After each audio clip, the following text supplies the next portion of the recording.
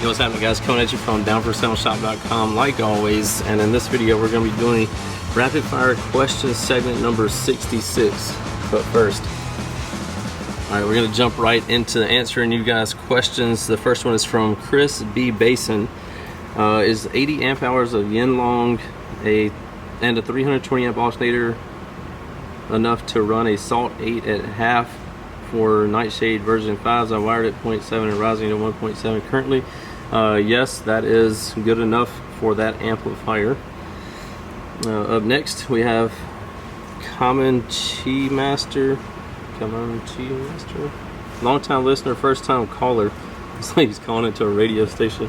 I'm finally attempting the big three. I'm using OFC 0 gauge. Should I crimp the connection, solder them, or both? Crimping's perfectly fine, but if you want to like overdo it, you can do solder or both. So it's really whatever you prefer. I've always just crimped it and it's been fine. So it's totally up to you and how overboard you want to go in your big three. Up next we have Russell Crabtree 5314. When looking to power subwoofers, do you look only for an amplifier that provides just for RMS, or above that, being that most RMS ratings are underrated?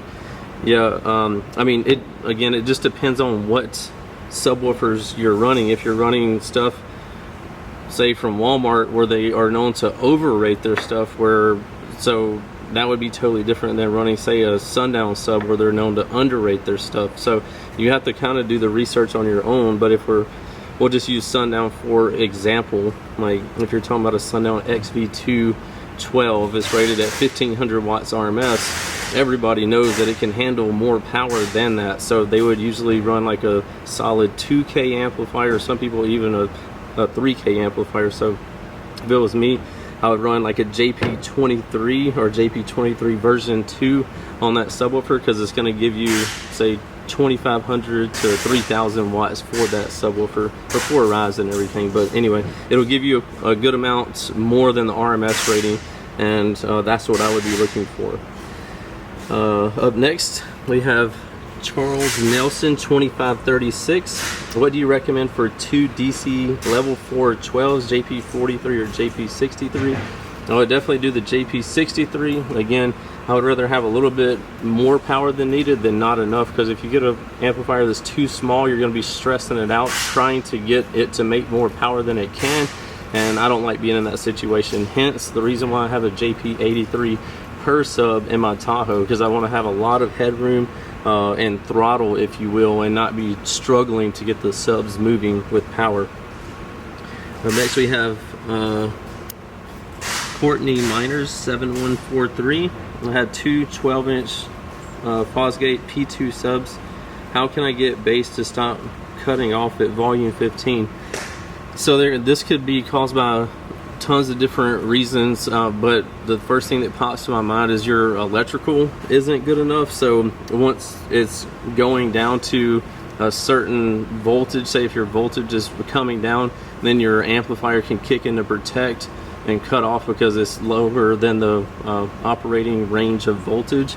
And since it's happening only when you get up to a certain volume, obviously the more you turn the volume up, the more power it's drawing. So that's what's making me think this way on you're having a voltage problem. So you may need to beef up your electrical with, say, like add a Down for Sound LTO 6.0 in the back next to your amplifier and see if that helps you get more volume. And you obviously want to make sure you're not clipping or distorting it either. You may just be pushing the amplifier further than it can handle, and you also may be wired at too low of an ohm load, and the more you start the harder you're getting on it, the more it's stressing the amp and making it go into protect. So a couple of different things for you to check right there. All right, that's going to conclude this frequently asked questions segment number 66. We're getting closer to 100. Again, if y'all need anything, hit us up at downforsoundshop.com, your #1 source for all of your car audio needs. Give us a call, 702-701-9800, or hit us up on the website and we'll get you taken care of. We'll see you in the next one. Later. happening, guys. If y'all enjoyed all the hot content that you saw in that video, be sure to follow me on YouTube, Facebook, TikTok, Instagram under the Lifer Price, and also Down for Sound Shop on Facebook and Instagram. And don't forget Snapchat. I'm JPD4S on there, so be sure to check me out there. We'll see you in the next one. Later.